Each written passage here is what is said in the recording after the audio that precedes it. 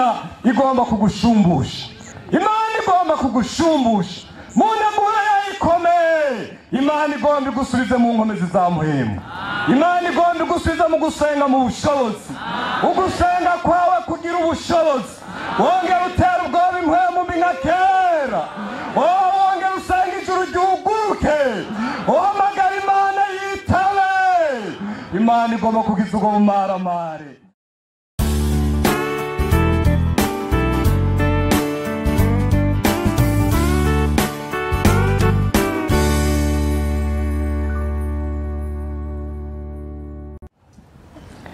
Soma igitabo cy'umuhanuzi Yoweli igice cya 2, soma murongo wa 25. Yoweli 2:25 tasoma ijambo ry'Imana. Kandi nzobashumbusha iyo myaka mwamaze inzige zisanganguye ibyanyu, zimwe zararaye n'izitaragurika n'iziyigiza n'izikegeta, nizo za ngabo zanje n'abagomoreye ngo zibatere. Kandi muzorya mutakabi, muhimbaze izina ryanje, jewe Uhoraho Imana yanyu, nabakoreye ibitangaza, kandi abantu banje ntibazokongera kumaramara. Nuko muzomenya yuko ndi hagati mu Bisirayeli, kandi Uhoraho Imana yanyu atayindi iriho, nukuri abantu banje ntibazokongera kumaramara.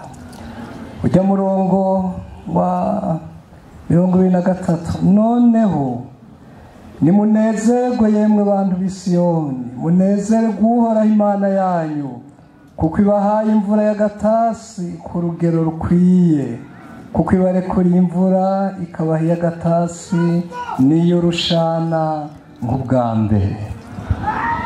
Ni Yesu yaduhamagaye kandi agambiriye kutugirira neza, ni Yesu yaduhamagaye kandi agambiriye kutugirira neza, ni Yesu yaduhamagaye kandi agambiriye kutugirira neza, ni Yesu yaduhamagaye kandi agambiriye kutugirira neza. Shengero ry'Imana mureme mu mitima, Yesu Mwami agomba kutugirira neza, ni Yesu yaduhamagaye kandi agambiriye kutugirira neza. Ndimutega ubwoba n'abadayimoni, hari Yesu yiteguye kutugirira neza, ni Yesu yaduhamagaye kandi agambiriye kutugirira neza, ni Yesu yaduhamagaye kandi agambiriye kutugirira neza, ni Yesu yaduhamagaye kandi agambiriye kutugirira neza, ni Yesu yaduhamagaye kandi agambiriye kutugirira neza. Mana idufashe cyane, Mana nihabwe icubahiro, Mana idufashe. Amajambo y'Imana tubona ngaha n'uyu mukozi w'Imana, uyu muhanuzi yitwa Yoweli, ariko aravugisha amajambo y'Imana akomeye, ariko arerekana intumbero y'Imana muri iyo minsi. Imana idufashe cyane. Dusomye hariya Yeremiya 29 umurongo wa 11, ntitugendayo murahazi ngo kuko nzi ivyiyumviro mbiyumvirako, ni ivyiyumviro vy'amahoro, si ivyiyumviro vy'ibyago. Imana idufashe cyane. Uyu munsi rero Umwami adukoranirije ijambo rikomeye. Imana idufashe cyane mu vyiyumviro vy'Imana, ngo nzobashumbusha iyo myaka mwamaze inzige zasanga ngo ijyanye. Imana idufashe cyane. Imana iriteguye mu ntumbero yayo ikomeye gushumbusha umuntu wese ari hano abigomba mu mutima yiteguye. Imana iriteguye kugushumbusha imyaka mibi yabayeho, imyaka inzige zamaze zonona ibyawe. Imana idufashe cyane. Oye ko arerekwa yabona inzige zitandukanye, ngo hari inzigo zimwe zarara, ngo hariho n'izindi rero nazo nyene ngo ziyigiza. Imana idufashe, hakabaho n'izitaragurika, hakabaho n'izikegeta. Imana idufashe. Inzige z'uburyo butandukanye zazananye inzigo zigikomeye, ziraheza zironona ibyawe. Imana yarabibonye irababara. Imana yarabibonye irababara. Imana yarabibonye irababara. Imana iravuga ngo nditeguye kubashumbusha. Imana idufashe cyane. Imana itugirire neza. Haraje inzige mbi, abadayimoni babi baronona ibyawe, baronona umurimo mwiza, baronona ibintu byari bije neza. Umaze imyaka uri ahantu habi, ariko uhoraho ngo nditeguye. Imana nihabwe icubahiro. Nditeguye kukura kubwo bumaramare. Umaze imyaka uri mu bumaramare, mwene data, umaze imyaka ugowe, ariko hariho Imana mu ijuru. Amena. Hariho Yesu yadukoranije, afise imigabo myiza yo kugukura ku bumaramare. Imana idufashe cyane. Imana itugirire neza. Imana idufashe. Imana itugirire neza. Ndiko ndaraba kuri ubwo bumaramare, kuri ayo magorwa izo nzige zaguteye. Imana idufashe cyane. N'igihe kigoye iyo umuntu agiye rero muri iyo myaka y'izo nzige, ziraza zikamwonona, zikazana igihe cy'umwijima, igihe kibi cyane. Imana idufashe cyane. Imana itugirire neza. Imana idufashe. Muzosoma musomye mu gitabo cya mbere cya Samweli igice cya 3, muzobona umurongo wa mbere. Muzobona ico gihe kibi cyari cyaraje ku Bisirayeli. Izo nzige zikavuga abadayimoni, inzige z'uburyo butandukanye zirononera abantu b'Imana. Ngwico gihe ijambo ry'Imana ryari risigaye rimboneka rimwe, n'ibintu byo kwerekwa byari bisigaye bigoye. Imyaka mibi, imyaka y'inzige. Imana idufashe cyane. Imana itugirire neza. Yesu ariko arabivuga igihe kimwe, ariko arabwira abafarisayo. Icyo gihe cye yacise igihe cy'ubumaka.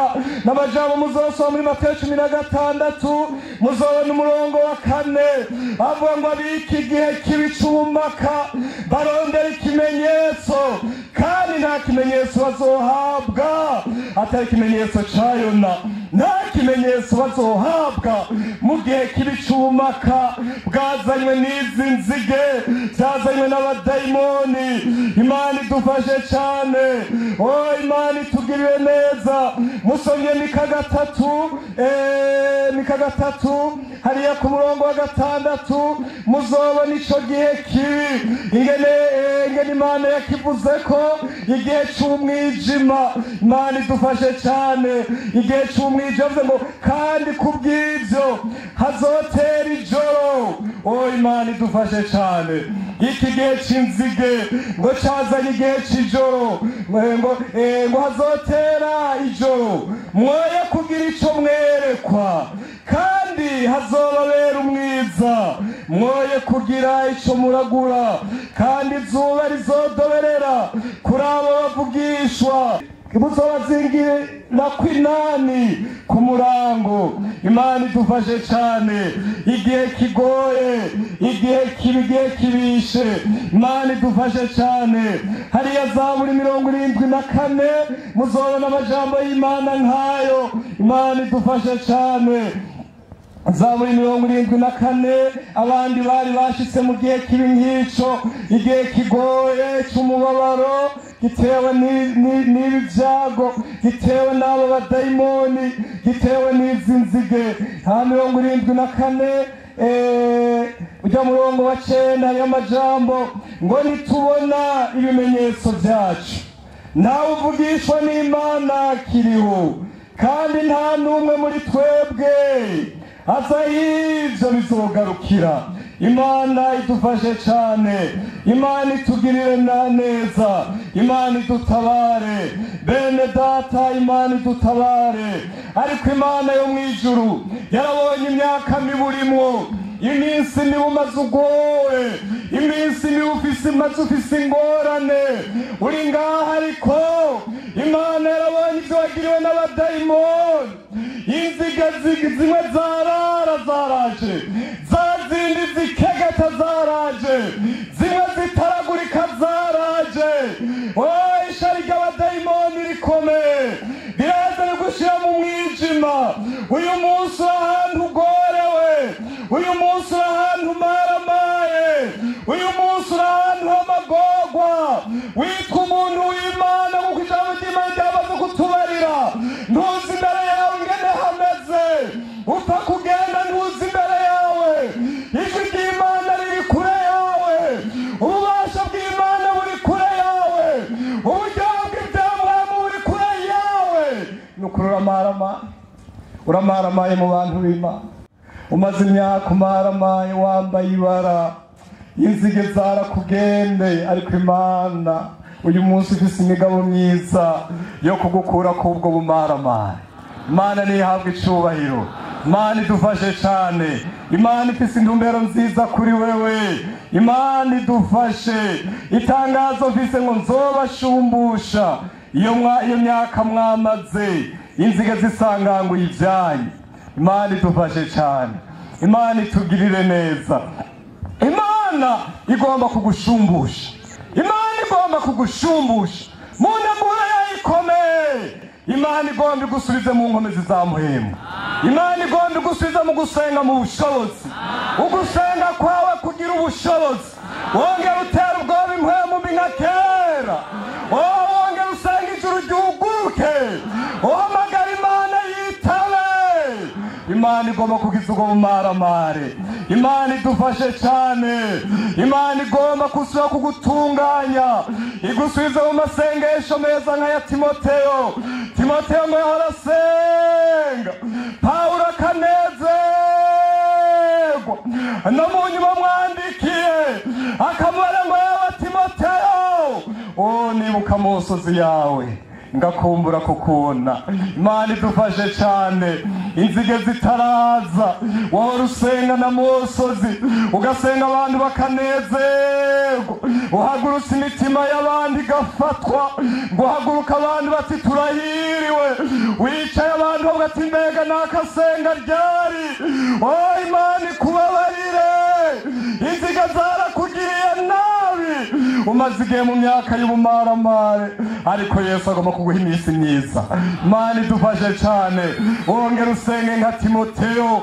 Imana igomba yongera ihindure y'amakorale amere nk'ikorale y'Yehoshafati. Ikorale y'Yehoshafati ihagarara imbere y'ingabo z'abasi zigasubiranamo. Imana idufashe cyane.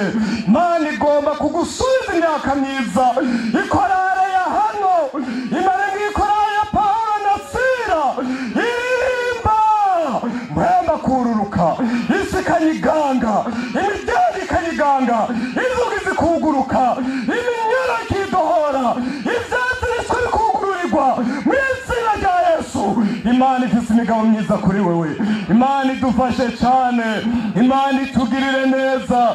Imana igomba kuguhindura umere nka Dawidi, uhagarara imbere ya Goliyati mu izina rya Yesu. Abandi bahinze ugize agashitsi uhagarare nk'umuhizi uvuga uti ndaje mu izina ry'uhoraho ndaje mu izina ry'uhoraho Imana idufashe uhagarare imbere y'ibisigo Imana ifise imigabo myiza mwene data Imana ifise imigabo myiza yarababajwe n'iminsi y'inzige iminsi inzige zakononye ariko Imana igomba kuguhindura ugira inkomezi nka Samusoni Imana idufashe cyane usubire kuryama ubona amabanga yo mu ijuru Imana igufashe cyane usubire uryame ubona amabanga yo mu ijuru Imana iguhezagire Imana iguhezagire Imana yarabonye yo wagowe Imana idufashe cyane hariya mu gucura intimba 5:21 nutwigarukanire uhoraho we natwe turakugarukira dukomora iminsi yacu niyo twahoranye ubwa mbere shiti waradutaye ruhebwa ukaturakira birenze urugero ariko inyishu y'Imana niyi Imana igomba kugarukanire ya minsi ya mbere niyo ntumbero nziza y'Imana Imana idufashe cyane ariko icyo Imana igomba kuri wewe ni wihane mugenzi weza umutima wawe Imana idufashe Imana itugirire neza Imana itumye Yeremiya imutumye muri kiriya gice cya 4 ujya murongo wa 14 yamutumye amajambo ngo ewe Yerusalemu ni wuhagira umutima wawe ibyaha kugira ngo ukizwe uzagaza ryari kwa musembereza ivyiyumviro vyawe bibi mu mutima Imana idufashe cyane Imana ifise intumbero nziza kuri wewe Imana yacu ifise intumbero nziza kuri wewe ifise intumbero nziza kuri wewe ngo igomba kurekura imvura ya gatasi iragufitiye n'imvura y'urushana iragufitiye byose imvura nziza kugira ngo imbuto y'ijambo ry'Imana ryatewe muri wewe imere neza yitegure kumera neza umutima wawe worohe iragufitiye n'imvura y'urushana yo gukomeza ibyateye muri wewe Imana idufashe cyane Imana ifise imigabo myiza kuri wewe mugenzi Imana ibahezagire cyane unyotewe nzomusuka kw'amazi imigezi ze kwisiyumye nyugururira ndaba umugisha undondera wesa rambona narose amajambo y'Imana kongera kumenyesha umuntu wese ko ari we yitebeye ariko ubanza ube conscient y'ibihe bibi Shetani yakujanyemwo Imana ifise imigabo myiza kimwe gusa weza umutima wawe ubirondera ukobeje Imana irite gukura ku bumaramare amina Mana data wa twese uri mw'ijuru urakoze uri Imana nziza uri umuvyeyi mwiza ishengero ryawe urarikunda uzotugirira neza uzoduha kurangiza uru rugendo amahoro abakwegamika ku mitima yabo urakoze mwami ngwino ushishikare ko twiyereka ni mu izina ry'umwami wacu Yesu Kristo tubisavye amen.